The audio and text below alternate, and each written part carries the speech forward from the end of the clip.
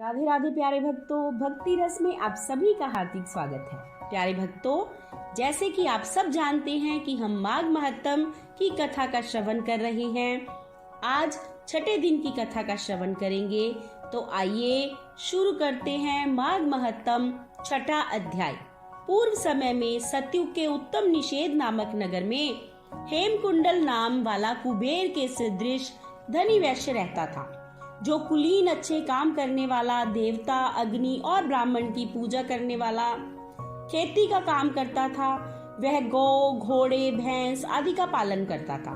दूध, दही, छाछ, गोबर, घास, गुड़, चीनी आदि अनेक वस्तु बेचा करता था, जिससे उसने बहुत सा धन इकट्ठा कर लिया था।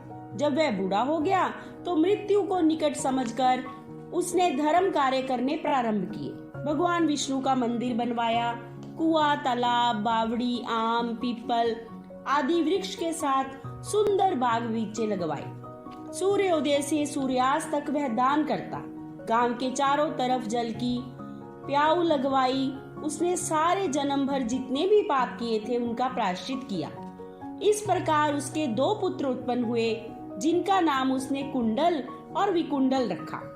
जब दोनों लड़के युवावस्था के हुए तो हेमकुंडल वैश्य गृहस्थी का सब कार्य सौंपकर तपस्या के निमित्त वन में चला गया और वहां विष्णु की आराधना में शरीर को सुखाकर अंत में विष्णु लोक को प्राप्त हुआ।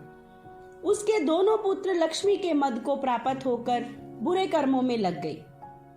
वैश्यागामी बीना और बाजे लेकर वैश्याओं के साथ गाते फिरते थे। अच्छे सुंदर वस्त्र पहनकर, सुगंधित तेल आदि लगाकर, भांड और खुशामदियों से घिरे हुए हाथी की सवारी और सुंदर घरों में रहते। इस प्रकार ऊपर बोए बीज के सदृश वह अपने धन को बुरे कामों में नष्ट करते थे। कभी किसी सत्पात्र को दान नहीं करते, ना कभी हवन, देवता या ब्रह्मा जी की सेवा तथा विष्णु का पूजन भी कभी नहीं करते थे। थोड़े दिनों में उनका सब धन नष्ट हो गया और वह दरिद्रता को प्राप्त होकर अत्यंत दुखी हुए। भाई, जन, सेवक, उपजीवी सब इनको छोड़कर चले गए।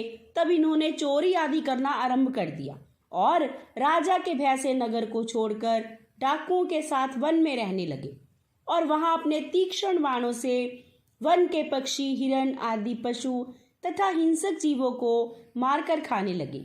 एक समय इनसे एक पर्वत पर गाय, जिसको सिंह मारकर खा गया, और दूसरा वन को गया, जो काले सर्प के डसने से मर गया। तब यमराज के दूत इन दोनों को बांधकर यम के पास लाए और कहने लगे कि महाराज, इन दोनों पापियों के लिए क्या आज्ञा है। प्यारे भक्तों, ये थी 6वें अध्याय की कथा।